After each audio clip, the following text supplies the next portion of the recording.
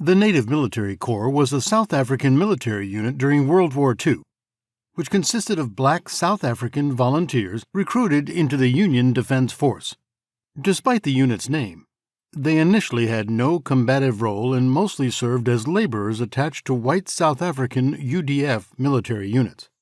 On 12 July 1940, the UDF created the Directorate of Non-European Army Services, NEAS, to recruit non-white South Africans into the military. The NEAS would consist of 3 units: Cape Corps, the Indian and Malay Corps, and the Native Labor Corps, prior to its name change in August 1940 to the Native Military Corps. General Jan Smuts had narrowly succeeded in Parliament in having South Africa join Britain and France in the war with Germany.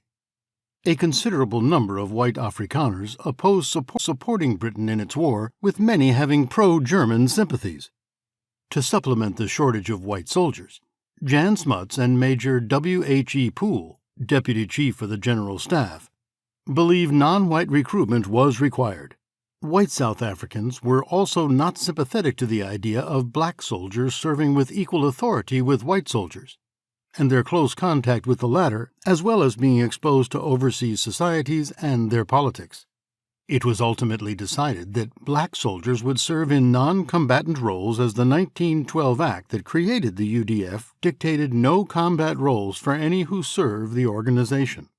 The African National Congress, ANC, and other black organizations supported the war and initially the role of black soldiers on condition that they were armed and that there were political rewards for the black population thereafter. In early 1940, the NAES had set recruitment levels at 8,000 black troops, but by 1941, requirements had changed drastically, and the NEAS were looking at levels of 60,000 men. Initial recruitment was through posters and film. Propaganda recruitment films showing black recruits in training were used too, making use of mobile film vans that showed films in black regions of the country. Another method was to approach the black chiefs in rural areas and with monetary incentives get them to command some of their men to sign recruitment papers.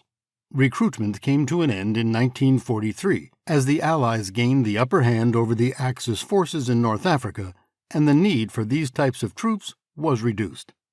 The recruit's role was envisioned to initially be guards and laborers. They would guard military installations, vital infrastructure, and prisoners of war. The latter did not go down well within the white population, and they would in future be guarded by white soldiers only.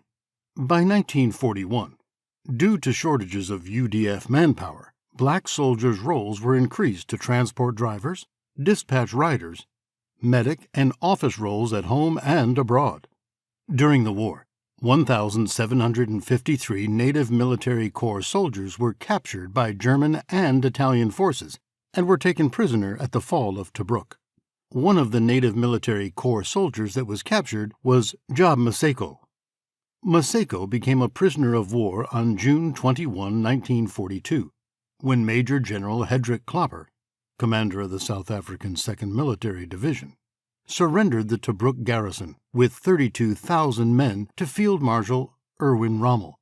The garrison included 10,722 South Africans of the 2nd Division, about 1,700 of whom were Native Military Corps members. The Germans separated their prisoners by race. The white troops were sent to POW camps in Europe, but the prisoners of color were retained in Italian POW camps in Africa, where they were forced to work as manual laborers under horrific conditions. Part of the prisoners' forced labor involved loading and unloading supplies from German freight ships in the port of Tobruk. Maseko had worked as a miner in Springs, South Africa before the war.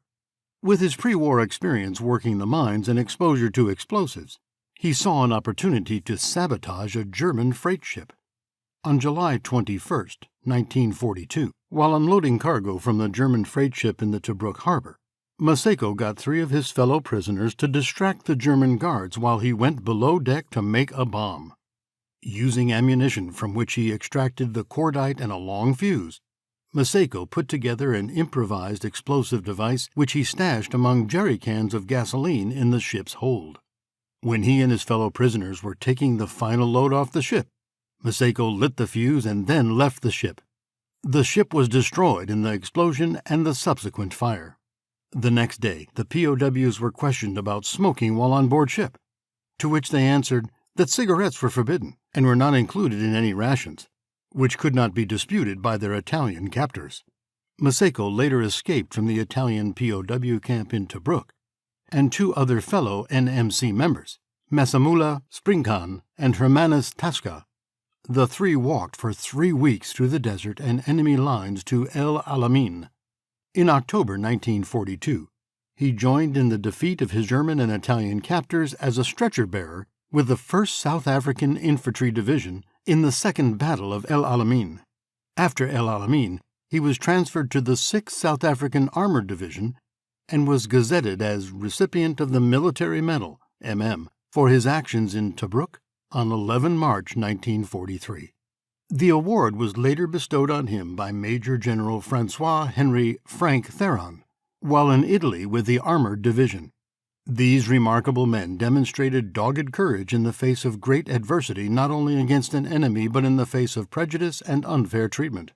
Their heroic actions are important to be remembered. Thank you for watching.